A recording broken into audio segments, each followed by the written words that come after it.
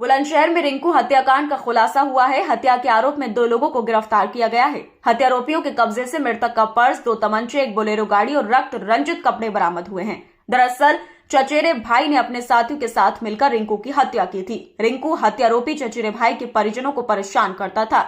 हत्यारोपी रिंकू की हत्या कर गिनोरा शेख के पास जंगल में शव को ले गए थे और वहीं शव फेंक कर फरार हो गए। बुलंदशहर कोतवाली देहात पुलिस ने हत्याकांड में शामिल नीरज और अर्जुन को गिरफ्तार किया है। बुलंदशहर से स्टार न्यूज भारत के लिए ब्यूरो रिपोर्ट। ये दिनांक 13 दिसंबर 2023 को हमें सूचना प्राप्त हुई थी कि एक व्यक्ति का शव गिनौरा शेख के जंगलों में पड़ा हुआ है। तत्काल मौके पर पुलिस पहुंची थी और उस मृतक की पहचान नरेश पुत्र महेंद्र सिंह के रूप में हुई थी। इस हत्या के लिए महेंद्र सिंह द्वारा हमें नामजद तहरीर दी गई थी अपने सगे भाई और उनके 3 लड़कों के खिलाफ।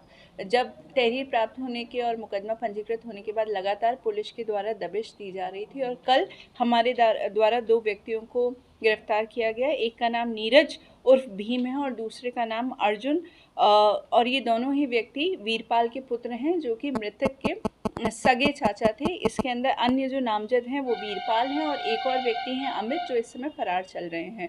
इन दोनों से जब पूछताछ हुई तो इन लोगों ने ये बताया कि जो मृतक नरेश था उसका भी अच्छा खासा आपराधिक इतिहास था, जिसमें 2 मर्डर के मुकदमे भी शामिल हैं और ये अत्यधिक शराब का सेवन करके अपने लोगों के साथ मारपीट करते थे, झगड़ा करते थे और इन्होंने वीरपाल के साथ अभद्रता करी थी, जिससे वीरपाल काफ़ी ज़्यादा रोष में था। उन्होंने अपने 3 लड़कों को ये कहा कि इसकी हत्या कर दो क्योंकि ये बार बार इस तरह की घटना करता है। तो ये प्लान तरीके से एक ढाबा है इनका, रॉयल ढाबा हाईवे पर, वहाँ गए बोलेरो गाड़ी लेके। इन्होंने भी शराब का सेवन कर रखा था, नरेश भी शराब पी रखी थी उसने, और इन लोगों में फिर झगड़ा हुआ जिसके चलते उन्होंने उसके सर पे वार कर दिया जिससे वो बेहोश हो गया। फिर उसको लेकर ये बोलेरो में गिनौरा शेख तक आए। इसलिए जो गाड़ी बरामद हुई है उसमें काफ़ी ब्लड हमें मिला है और गिनौरा शेख में इन्होंने रॉड से मार के उसकी हत्या को अंजाम दे दिया और हत्या करने के बाद ही वहाँ से फरार हो गए।